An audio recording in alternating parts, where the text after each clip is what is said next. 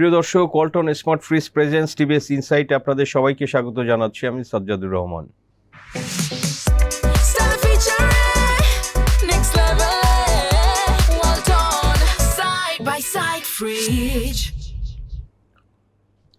দর্শক, বাংলাদেশ সরকার ভাবছে যে মাল্টি কারেন্সিতে বিদেশি লোন নেওয়া, যেটা হচ্ছে যে আমাদের সব কিছুই আসলে ডলারের কেন্দ্রিকই লোন নেওয়া বা আমাদের এক্সপোর্ট ইম্পোর্ট সব কিছুই ডলারে হয়ে থাকে।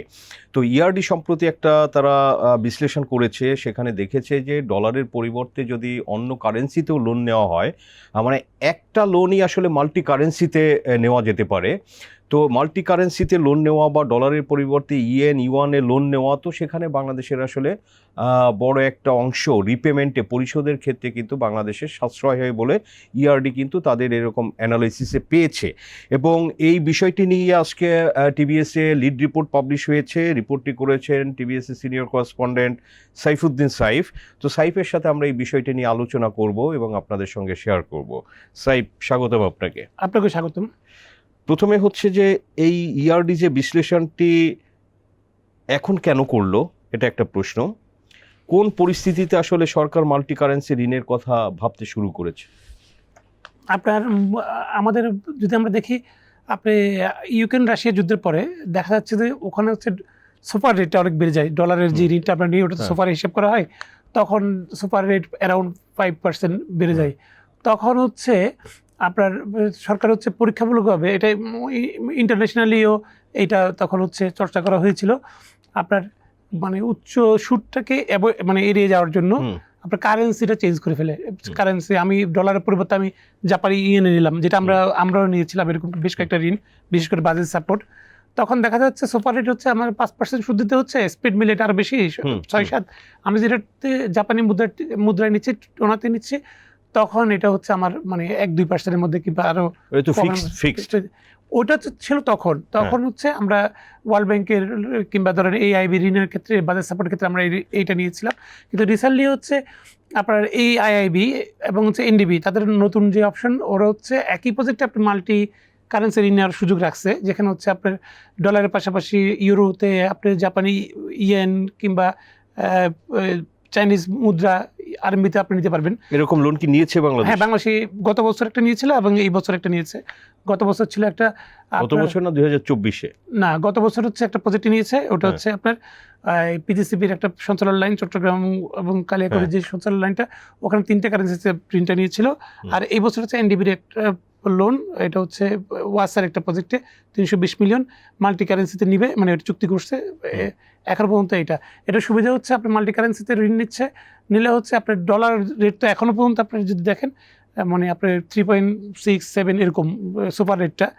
আপনার যে এটা যদি আপনি যে জাপানিতে কনভার্ট করেন, জাপানি মুদ্রায় নেন, তাহলে আপনি সর্বোচ্চ আপনার মানে 1.5 থেকে 1.7-এর মধ্যে আমাদের ইন্টারেস্ট থাকে।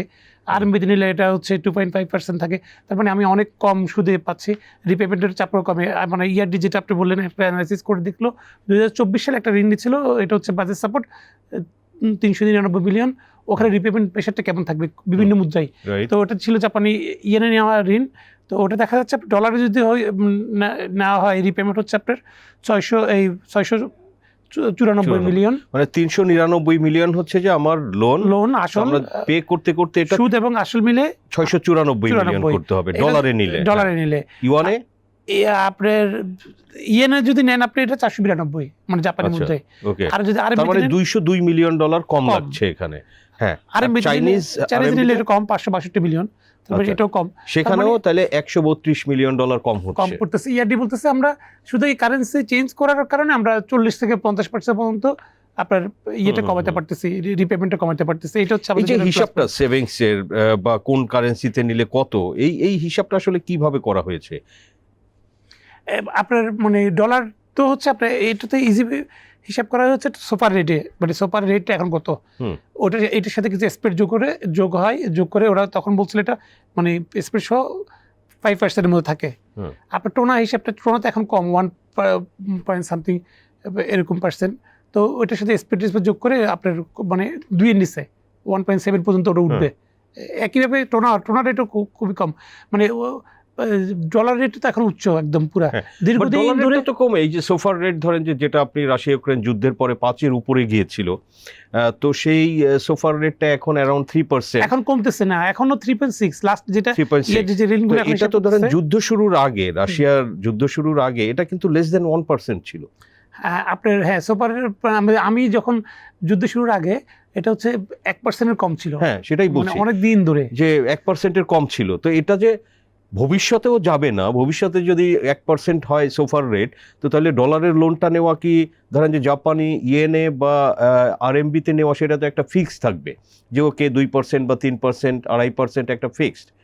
তো সোফারটা তো এটা লেস দেন 1% হলে তো তখন না, ডলারের লোন নেওয়াটা সস্তা হবে। আপনার খুব দ্রুত যে ডলারের দামটা সুপার রেটে কমে যাবে, এটার এরকম কোনো সম্ভাবনা এখনো পর্যন্ত তো আমরা দেখতে পাচ্ছি না, কারণ আপনার দীর্ঘদিন ধরে এটা কিন্তু অনেক বেশি আছে। আপনার ইআরডির ভেতরেই আপনি অনেকের সাথে কথা বলছেন, অফিসিয়ালদের সাথে, তারাও এই যে মাল্টি কারেন্সির কৌশলের কেউ ঝুঁকির কথা বলছেন, যে সেটা আসলে তারা কেন বলছেন?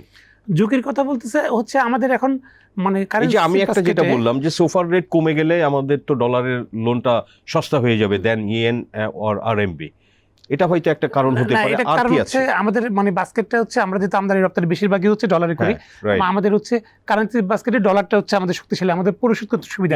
আপনি যদি আমরা ইয়েনে নিচ্ছি, ইয়েনে নিয়ে কিন্তু আমরা ইউজ করতেছি কিন্তু ডলারে, আমি তখন কনভার্ট করে ফেলতেছি। কনভার্ট করলে এখানে কিন্তু আপনি এই যে আপনি 399 মিলিয়ন যেটা, ওখানে কিন্তু আমরা 8-9 মিলিয়ন কম পেয়েছি বিকজ অফ আমরা কনভার্ট করছি।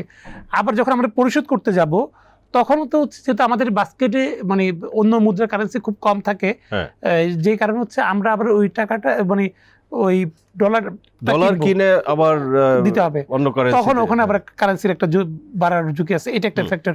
আর আমাদের হচ্ছে আপনি জানেন যে আমাদের গত অর্থ বছর পর্যন্ত হচ্ছে কারেন্সি বাস্কেটের 3 নম্বরে হচ্ছে আপনার প্রায় 20% জাপানি ইয়েন।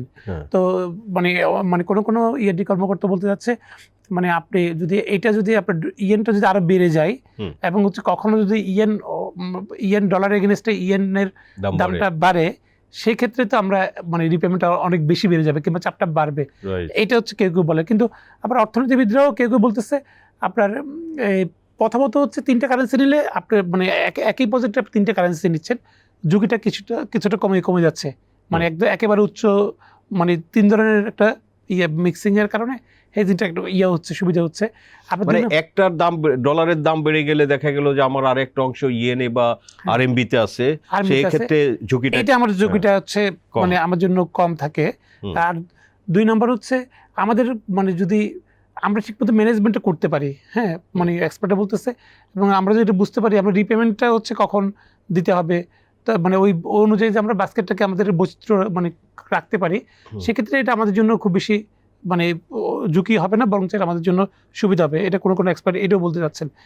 কিন্তু হচ্ছে যেহেতু আমাদের যেমন ধরেন আমরা আরএমবিতে আমাদের তো আসলে রপ্তানি কিংবা মূল্য পরিশোধ খুবই কম, কিংবা আমদানিও খুব কম ওইভাবে, যে কারণে অন্যান্য শুধু আমাদের কারেন্সিতে। আবার ইউরো দেখেন, আমাদের ইউরো কারেন্সি বাস্কেটে ইউরো হচ্ছে মাত্র 5%, ইউরো বাড়ানোর সুযোগ। ইউরো ক্ষেত্রে হচ্ছে জাপানি মুদ্রার মতো খুব বেশি ভোলাটাইল না, সেক্ষেত্রে ইউরোটাও একটা একটা স্থির জায়গায় থাকে সবসময়। এবং যেহেতু বাংলাদেশের এক্সপোর্ট ইউরোপ হচ্ছে সব থেকে বড় মার্কেট, এবং সেখানে যদি বাংলাদেশ ইউরোতে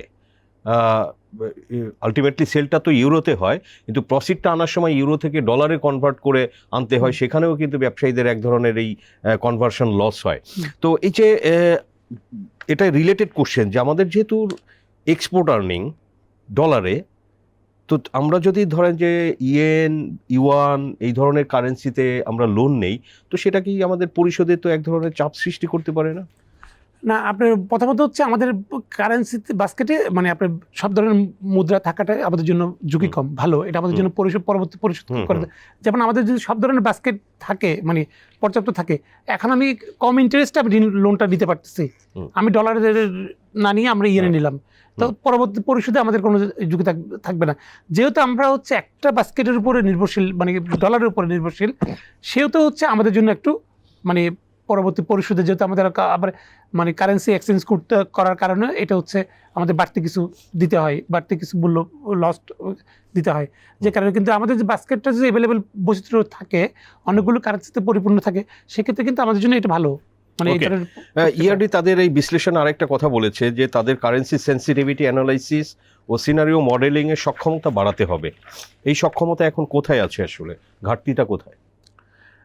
সক্ষমতা ঘাটতি আমি যেটা বলি হচ্ছে বাংলাদেশে মানে এখনো পর্যন্ত মানে আপনি উন্নত দেশগুলোতে, ইভেন শ্রীলঙ্কা কিংবা আমাদের আশেপাশের দেশগুলোতে, ভারতও ডেট সার্ভিসিংয়ের জন্য আলাদা কিন্তু প্রতিষ্ঠান থাকে, মানে আচ্ছা। আলাদা। এটা আমাদের এখানে তো বিচ্ছিন্নভাবে করে, বাংলাদেশ ব্যাংক, অর্থ বিভাগ, এদিকে ইআরডি। হ্যাঁ। তো মানে এইবার আমাদের আইএমএফ যে টিম আসছিল গত লাস্ট যে সফরে, তখন বাংলাদেশ সরকারের পক্ষ থেকে বলা হচ্ছিল তোমরা আমাদেরকে একটা এই ধরনের একটা মানে মানে ডেট ম্যানেজমেন্ট একটা ডিপার্টমেন্ট করে আলাদা দেওয়ার জন্য করা। তোমরা আমাদের টেকনিক্যাল সাপোর্টটা দাও। হ্যাঁ। তো আইএমএফ ক্ষেত্রে দিবে, আচ্ছা। মানে এটা সময় লাগবে, হ্যাঁ। কিন্তু উন্নত দেশগুলোতে হচ্ছে মানে সেটা কেন দরকার এরকম একটা? মানে আপনি মানে এই যে আমি কোন মুদ্রা মানে এটা আসলে ডেট সার্ভিসিংটা তো আসলে এক ধরনের মানে পুঁজিবাজারের মতো। হ্যাঁ। আপনি কখন বিনিয়োগ করবেন, আমরা কোন কারেন্সিতে কোন ইন্টারেস্টের লোন নিলে আমাদের কেমন ইয়ে হবে, পেমেন্ট থাকবে, এটা তো আসলে ক্যালকুলেশন করার অনেক হিসাব অনেক ফোরকাস্টও করতে হয়। আপনি একটা লোন তো 20-30 বছর ধরে পে পরিশোধ করতে করতে হবে, হয়। সো 20 বছর পরে কোন কারেন্সি কোথায় যাবে এগুলার এখন হিস্টোরিক্যাল আমাদেরকে যেমন ইএডি অ্যানালাইসিস। বলে হচ্ছে, আপনার ইএডি অনেক এক্সপার্টরা বলতেছে অন্যান্য দেশে হচ্ছে মানে আপনার এর জন্য হচ্ছে সরকারের বাইরের লোক ভাড়া করে নিয়ে আসে, আচ্ছা, মানে মানে প্রাইভেট সেক্টরের এক্সপার্ট যারা তাদেরকে নিয়ে আসে শুধু এইটা হিসাব করার জন্য। হ্যাঁ। মানে আমরা কোন কারেন্সিতে লোন নিব কিংবা কোন ধরনের লোনগুলো নিব, কোন ইন্টারেস্ট ঋণগুলো নিব, এটা কিন্তু বাংলাদেশে আসলে এই ধরনের প্রতিষ্ঠান এখনো গড়ে ওঠে না। বা আমাদের প্রতিবেশী দেশগুলোতেও এটা আছে, মানে আমরা ওদের ভবিষ্যতে এই ধরনের দিকে আমরা যাবো। বাট আইএমএফ এর একটা চাপ আছে, এরকমের একটা আলাদা ডেট ম্যানেজমেন্ট আইএমএফ এর চাপ আছে, আমরাও আইএমএফ কে নিজেরাই বলছে এটা হচ্ছে তোমরা আমাদেরকে একটা প্রতিষ্ঠান করতে টেকনিক্যাল সাপোর্টটা দাও, আইএমএফ এটা এগ্রি করছে। এআইআইবির লোন কনভার্সন সুবিধা, অর্থাৎ মেয়াদের মধ্যে মুদ্রা বদলের সুযোগ, তো বাংলাদেশ কি এটা আসলে আদৌ ব্যবহার করছে বা করতে পারবে? হ্যাঁ, মানে আমি ওই যে আপনাকে বললাম না, একটা প্রজেক্ট থেকে আমরা এই ধরনের ঋণ নিয়েছিলাম। হ্যাঁ। আপনি দেখেন আমরা অনেকদিন ধরে এআইবির লোনটা যেহেতু একটু সুপার রেট বেড়ে যাওয়ার পর থেকে আমরা মানে এআইবি থেকে খুব বেশি বড় ঋণ নিই নাই, মানে প্রজেক্টে নিই নাই। আমরা জানিয়েছি শুধু বাজেট সাপোর্টই নিয়েছিলাম বাধ্য হয়ে, যেহেতু আমাদের তখন ক্যাশ টাকাটা দরকার, মানে নগদ টাকাটা দরকার, যে কারণে হচ্ছে আমরা প্রজেক্টে যাই নাই। তো এখন হচ্ছে এই সুযোগটা তৈরি হচ্ছে, মানে যেহেতু সংস্থায় মানে ওই সংস্থাতে সুবিধা রাখছে হচ্ছে মাল্টি কারেন্সি ঋণ নেওয়া। আপনি 4টা কারেন্সিতে আপনি ঋণ নিতে পারবেন এখানে, ইউরো সহ। তো সুতরাং হচ্ছে আমাদের এখন মানে বিষয়টা হচ্ছে এই সুযোগটা ইউজ করা, মানে মানে ইন্টারেস্টটা কমিয়ে কমিয়ে ইউজ করা যায়। আমরা ইয়েনে নিলে কেমন হবে, কিংবা আরএমবিতে নিলে কেমন হবে, কিংবা ইউরোতে নিলে কেমন হবে, ডলার এগেনস্টে। আবার হচ্ছে যেহেতু ডলারও আমাদের একটা বাস্কেটের গুরুত্বপূর্ণ একটা জায়গায় অবস্থান করে আসছে, যেই কারণে হচ্ছে এটাও মানে বাস্কেটটাকে ইয়ে করা, এই কারণে হচ্ছে এই সুযোগটা আমাদের আসলে লুফে নেওয়ার এখন সময় আসছে। আপনি দুজন অর্থনীতিবিদের সঙ্গে কথা বলেছেন, খুব সংক্ষেপে বলবেন যে তারা আসলে কি বলেছে? তারা বলছে মানে এটা যদি আমরা ঠিকমতো ম্যানেজমেন্ট করতে পারি, ব্যবস্থাপনা আমাদের ঠিক থাকে, তাহলে এটা খুবই ভালো একজন বলছেন, মানে এটা খুবই ভালো দিক। আরেকজন বলছে আমাদের রিপেমেন্টের ক্ষেত্রে হচ্ছে ওই আপনার বাস্কেটটাকে যাতে একটা স্ট্রং করা হয়, অন্য কারেন্সি যাতে থাকে, তখন হচ্ছে আমাদের পরিশোধের চাপটা থাকবে না ওইভাবে। রাইট, ওকে। সাইফুদ্দিন সাহেব, আপনাকে অসংখ্য ধন্যবাদ টিভিএস ইনসাইটে সময় দেওয়ার জন্য। দর্শক, আমরা আলোচনা করলাম এবং আপনাদের সঙ্গে বিস্তারিত বিশ্লেষণ আমরা শেয়ার করলাম। আমাদের আলোচনা ভালো লাগলে লাইক করবেন, শেয়ার করবেন। আপনাদের সবাইকে ধন্যবাদ।